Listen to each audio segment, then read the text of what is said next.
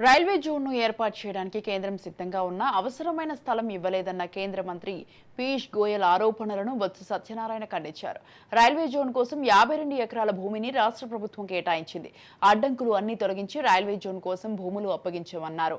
మంత్రి పదవుల్లో ఉన్నప్పుడు చాలా జాగ్రత్తగా మాట్లాడాలని బొత్స పీయూష్ గోయల్ కు సూచించారు. మాట్లాడే ప్రతి మాటకు నిబద్ధత ఉండాలన్నారు. పీయూష్ గోయల్ వ్యాఖ్యలను తీవ్రంగా ఖండిస్తున్నామని, ఇకపై మాట్లాడే ముందు ఆలోచించి మాట్లాడాలని పీయూష్ గోయల్ కు సలహా ఇచ్చారు. అగ్రిమెంట్ కూడా సైన్ చేశారు. 2014 నుంచి 19 వరకు గోయల్ గారు ఎవరు ముఖ్యమంత్రి రాష్ట్రానికి? చేతకాని దద్దమ్మల ముఖ్యమంత్రి గారిని మీరు కుటుంబంలో ఉండి మీరందరూ ఉండి మామయ్య ఎంత రాస్తారంటే అలాగా. దాని మీద ఎవరైతే అక్కడ కొంతమంది హక్కుదారులు మేము హక్కు మాకు ఉంది, మాకు ఇక్కడ డిఫామ్ పట్టాలు ఇచ్చారు, లేదా ఇంకో పట్టాలు ఆక్యుపేషన్ ఉందని ఎవరైతే చెప్పుకొస్తున్నారో వాళ్ళందరినీ వికెట్ చేయించి రైల్వే వాళ్ళు జీవీఎంసీ వాళ్ళు కలిపి జాయింట్ ఇన్స్పెక్షన్ కూడా చేసి వాళ్ళకు వచ్చి ల్యాండ్ అప్ చెప్పాం ఈ సంవత్సరంలో. ఎందుకు ఇంత పచ్చి అబద్ధాలు?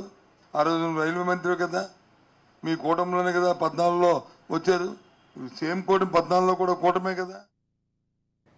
2014లో కూటమిలో బీజేపీ కూడా ఉందని, అప్పుడు రైల్వే జోన్ ఎందుకు ఇవ్వలేని బొత్స ప్రశ్నించారు. 2014-19 మధ్య కేంద్రంలో ఉంది సింగిల్ ఇంజిన్ ప్రభుత్వమా అని ప్రశ్నించారు. మధ్యలో ఒక ఇంజిన్ పనిచేసిందా, మరో ఇంజిన్ రిపేర్ అయిందా అని సెటైర్లు వేశారు. పీయూష్ గోయల్ ఏది పడితే అది మాట్లాడుతున్నారని, అది కరెక్ట్ కాదన్నారు.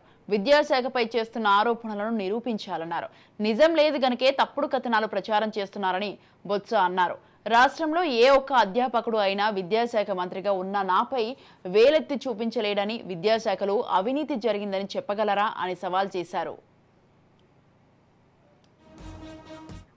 అయితే ముందుగా ఏపీ అభివృద్ధికి ఎన్నో సహజ వనరులు ఉన్నాయని, ఈ 5 ఏళ్లలో వైసీపీ ప్రభుత్వం అభివృద్ధిని పట్టించుకోలేదని పీయూష్ గోయల్ విమర్శించారు. కార్మికులు, రైతులు, యువతను అస్సలు పట్టించుకోలేదన్నారు. సీఎం జగన్ స్వార్థ ప్రయోజనాలే చూసుకున్నారని, శాండ్, ల్యాండ్, లిక్కర్ మాఫియాలతో కోట్ల రూపాయలు దోచుకున్నారని ఆరోపించారు. కేంద్రం ఇచ్చిన వేల కోట్ల నిధులు జగన్ ప్రభుత్వం దారి మళ్లించిందని, అనేక ప్రాజెక్టులలో అవినీతికి పాల్పడిందని ఆరోపించారు.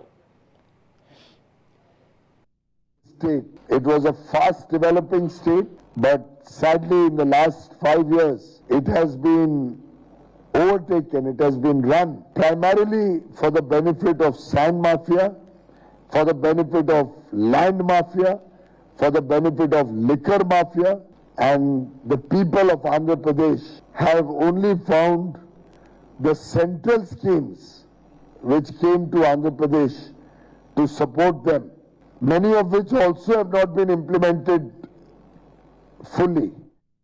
విశాఖ రైల్వే జోన్ ఇస్తామని విభజన చట్టంలో పెట్టారని, కానీ రైల్వే ప్రాజెక్టులకు అవసరమైన భూములు జగన్ ప్రభుత్వం కేటాయించలేకపోయిందని ఎద్దేవా చేశారు.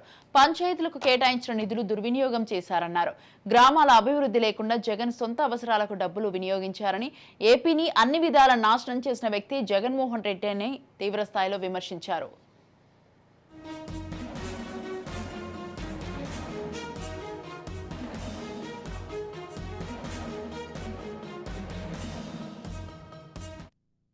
దీనిపై మరింత సమాచారాన్ని మా ప్రతినిధి శ్రీరామ్ అందిస్తారు. స్వాతి, విశాఖ రైల్వే జోన్ అంశానికి సంబంధించి కేంద్ర మంత్రి చేసిన వ్యాఖ్యలపైన రాష్ట్ర మంత్రి బొత్స సత్యనారాయణ కొంచెం ఘాటుగానే స్పందించినట్లుగా చెప్పుకోవచ్చు. ప్రధానంగా రైల్వే జోన్ కు సంబంధించి కార్యాలయాన్ని నిర్మించేందుకు అవసరమైన 50 ఎకరాల భూమిని రాష్ట్ర ప్రభుత్వం కేటాయించలేదని, అందుకే ఆ భవనాన్ని నిర్మించలేదనే విధంగా రైల్వే శాఖ మంత్రి పీయూష్ గోయల్ కామెంట్ చేశారు. దీనిపైన బొత్స కూడా ఘాటుగానే స్పందించారు. మంత్రి పదవిలో ఉండి బాధ్యతగా మాట్లాడాలని, స్థలం ఇవ్వలేదా, మీరు కట్టలేదా అంటూ కూడా ఆయన ప్రశ్నించడం జరిగింది. ఇటువంటి వ్యాఖ్యలు చేసే ముందు 1-2 సార్లు ఆలోచించుకోవాల్సిన అవసరం ఉందని కూడా బొత్స సత్యనారాయణ అన్నారు.